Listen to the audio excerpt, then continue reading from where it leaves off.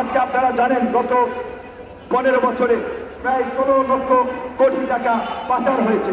পাচারকারীদের বিষয়ে পত্রপত্রিকায় নিউজ হলেও তাদেরকে গ্রেপ্তার করা হয়নি।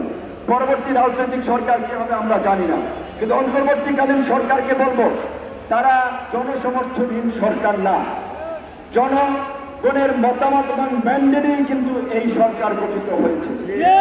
আমরা ছাত্র জনতা সবাই মিলে তো এই সরকারকে সমর্থন দিয়েছি। তাই তারা দেশের বর্তমান যে পরিস্থিতি, প্রতিষ্ঠানগুলোর পুনর্গঠন, রাজনৈতিক একটা স্বাভাবিক পরিস্থিতি, রিকনসিলিয়েশন তৈরি করা, সমাজের শান্তি স্থিতিশীলতা, তার জন্য অবশ্যই একটা সময় লাগবে। সেই সময়টা কতদিন সেটা আমি আপনি আন্দাজে বলে দিতে পারি, আমরা একটা ধারণা দিতে পারি।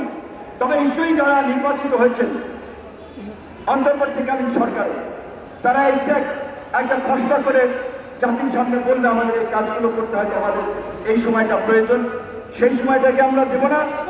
অবশ্যই দেব। তাদেরকে তো আমরা সমর্থন দিয়েছি। কালকে যদি একটা রাজনৈতিক সরকার ক্ষমতায় বসে, আপনি কি মনে করেন এই পরিস্থিতির চেঞ্জ হবে? ক্ষমতা, রাজনৈতিক ক্ষমতা আসার আগে লুটপাট দখলদারি শুরু হয়ে গেছে। আর আপনারা ভাবছেন যে রাতারাতি একটা নির্বাচন হয়ে গেলে কি পরিস্থিতির উত্তরণ হবে? নির্বাচন কমিশন পুনর্গঠন, জুডিশিয়াল সিস্টেমের পুনর্গঠন, দুর্নীতি দমন কমিশন, মানবাধিকার কমিশন, তথ্য কমিশন, এরকম সাংবিধানিক প্রতিষ্ঠানগুলোকে শক্তিশালী করা, গণতান্ত্রিক প্রাতিষ্ঠানিক রূপদানের জন্য নির্বাচন কমিশনকে, আদালতকে পাকিস্তান ভারত যেভাবে শক্তিশালী করছে, তার চেয়ে বেশি ক্ষমতাকে শক্তিশালী করতে হবে। আমাদের বিচার বিভাগ নামে মাত্র স্বাধীন বলা হচ্ছে, নির্বাহী বিভাগ থেকে আলাদা, প্রকৃতপক্ষে নির্বাহী বিভাগ থেকে আলাদা নয়।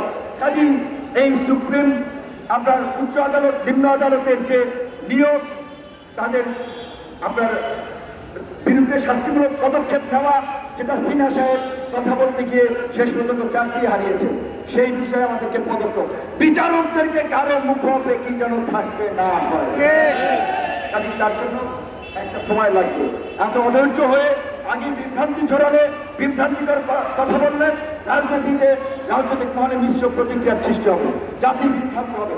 আমরা পরিষ্কারভাবে বলি, অন্তর্বর্তীকালীন সরকারের যে নির্দিষ্ট সময়ের প্রয়োজন, তারা রূপরেখা সহ জাতির সামনে উপস্থাপন করবে। আমরা রাজনৈতিক দল অবশ্যই সেখানে সমর্থন করব।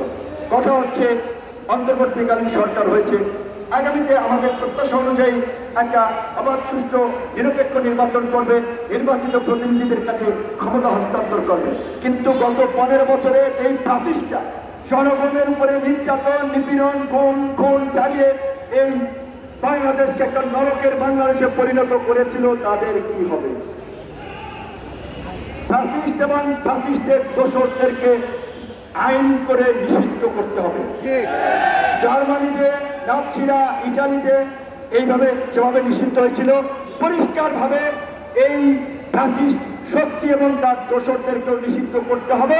সেটা করবে আমাদের এই ম্যান্ডেট, জনগণের ম্যান্ডেট দিয়ে ক্ষমতায় বসা অন্তর্বর্তীকালীন সরকার। আমরা তাদের কাছে দাবি জানাই, একই সাথে আমাদের খাতির, আমাদের বন্ধু রাষ্ট্র, প্রতিবেশী রাষ্ট্র, বহু পাল্টান যায়, প্রতিবেশী পাল্টান যায় না, অনেকে বলে। তো প্রতিবেশী আমরা পাল্টাতে পারবো? তো এই প্রতিবেশীর সাথে আমরা ভালো সম্পর্ক চাই, তারাও চায়। প্রতিবেশীর সাথে আমাদের চুক্তি আছে, বন্দি বিনিময় চুক্তি। অনতি বিলম্বে শেখ হাসিনাকে বাংলাদেশের নবনির্বাচিত সরকারের কাছে ফিরিয়ে দিতে হবে। শেখ হাসিনার বিচারের মাধ্যমে বাংলাদেশ সহ সারা বিশ্বে দৃষ্টান্ত স্থাপন হবে, যেন আর কেউ জনগণের বিরুদ্ধে গুলি চালিয়ে গণহত্যা করে ক্ষমতায় থাকার দুঃস্বপ্ন না। ভারতকে পরিষ্কারভাবে বলতে চাই, সম্পর্কের ছন্দপতন যদি না করতে চান, শেখ হাসিনাকে কোন দেশে পাঠাবেন এই সমস্ত তদবির ওকালতি না করে অনতি বিলম্বে বাংলাদেশে ফেরত পাঠান। এবারই আমরা আজকের এই সমাবেশ থেকেই বলছি, শেখ হাসিনাকে যদি ফেরত পাঠানো না হয়, অনতি বিলম্বে গণ অধিকার পরিষদ ছাত্র জনতাকে নিয়ে শেখ হাসিনাকে ফেরানোর দাবিতে ইন্ডিয়ান হাই কমিশন ঘেরাও কর্মসূচি। সিদ্ধান্ত আপনাদেরকে নিতে হবে, আপনারা সম্পর্ক রক্ষা করবেন নাকি সম্পর্ক ছেদ করবেন। কিন্তু আমাদের কোনো পরিষ্কার, আমরা সবার সাথে সম্পর্ক রেখেই সামনে এগিয়ে যেতে চাই। আপনারা গত 15 বছরে যা করেছেন সেইটা কোনো প্রতিবেশী স্বরূপ আচরণ ছিল না।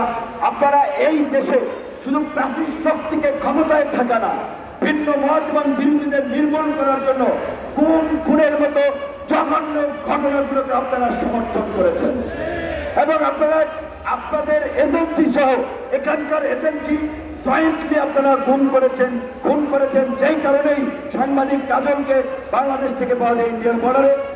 বিএনপি স্থায়ী কমিটির সদস্য সাবেক মন্ত্রী সালাউদ্দিন সাহেবকে উত্তরা থেকে তুলে নেওয়ার পরে তাকে পাঠানো হয় শিলংয়ে। এই কয়েক বছরেও ভারত সরকার একটা প্রধান রাজনৈতিক দল ক্ষমতায় ছিল, সরকারে ছিল, তার মন্ত্রী ছিল, তাকে দেশে আসতে দেয় নাই। অনেক ক্ষত আপনারা তৈরি করেছেন এবং এই দেশের মানুষ আপনাদের এই ক্ষমতার বাহাদুরি শুধুমাত্র শেখ হাসিনাকে পরাজিত করে নাই, পাকিস্তানিদের মতো এই দ্বিতীয় মুক্তিযুদ্ধে ভারত আধিপত্যবাদকেও পরাজিত করেছে।